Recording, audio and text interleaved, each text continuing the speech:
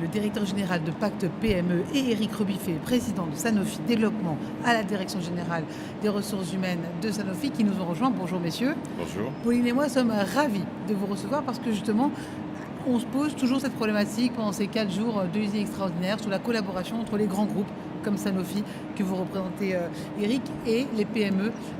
François, c'est ça, c'est votre problématique justement, le pacte PME, vous pouvez en parler ?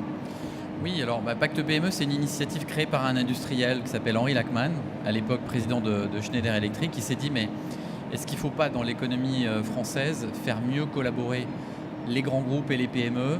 Pas toujours spontané le rapprochement entre ces deux univers qui avaient tendance il y a une dizaine d'années encore à s'ignorer. Et donc toute la vocation de Pacte PME, c'est justement de créer des passerelles entre les grands groupes et les PME via des plateformes digitales, via des dispositifs d'accompagnement des PME avec l'aide des grands groupes. Donc toute une batterie d'instruments coopératifs qui permettent au fond de créer ce réflexe collaboratif. Alors outre ces éléments que vous venez d'énumérer, qu'est-ce que ça change pour vous au quotidien, cette collaboration ?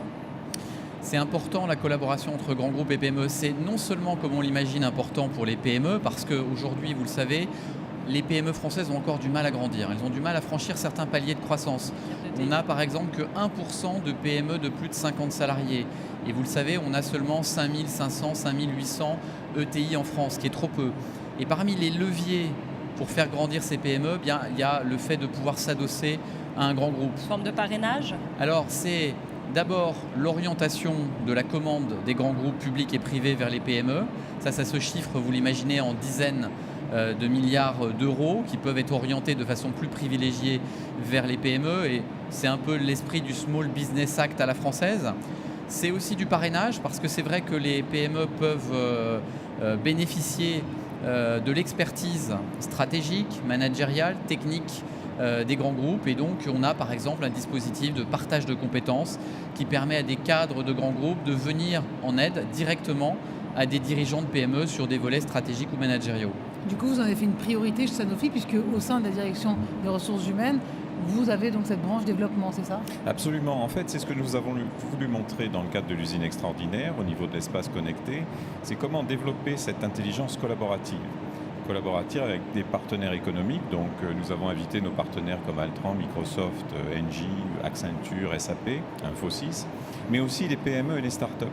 Donc, nous sommes effectivement dans le développement de cette intelligence collaborative avec les PME et les startups. Et nous avons invité plusieurs chefs d'entreprise de ces PME à témoigner, à participer sur le fait de cette relation gagnant-gagnant entre le grand groupe et la PME. C'est-à-dire que, effectivement, nous leur apportons de l'appui à leur développement. Alors je pourrais expliquer sous quelle forme, mais elles aussi nous apportent finalement énormément de choses dans leur flexibilité, dans leur agilité, dans leur approche business, approche innovation.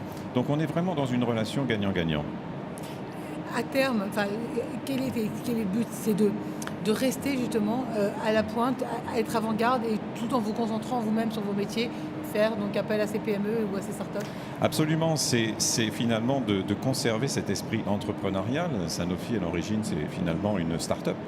Donc, conserver cet ADN, ce génome entrepreneurial, en s'inspirant en permanence de la capacité d'innovation, la capacité de créativité extrêmement rapide de ces PME et des start-up.